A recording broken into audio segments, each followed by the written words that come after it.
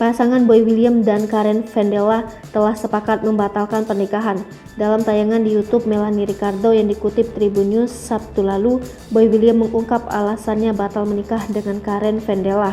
Sebelumnya, diketahui dirinya dan Karen batal menikah lantaran terkendala pandemi COVID-19.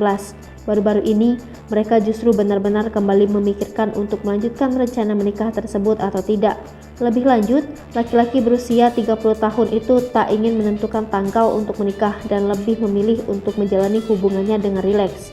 Hal ini dikarenakan sebelumnya telah menentukan tanggal pernikahan tetapi harus batal akibat pandemi. Ia ingin menjalani hubungan dengan Karen layaknya orang pacaran.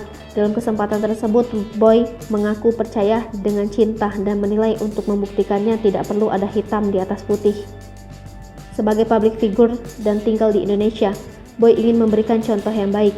Pemilik nama lengkap William Hartanto itu mengaku masih berkomitmen dengan Karen Vendela. 3 kali batal untuk menikah membuat Boy William merasa Tuhan ingin dirinya dan Karen lebih memikirkan tanggal dan momen yang cocok. Selain itu, Boy pun mengaku masih mencintai Karen Vendela hingga saat ini. Laki-laki berdarah Tionghoa tersebut menegaskan batalnya pernikahan bukan karena sosok pasangannya.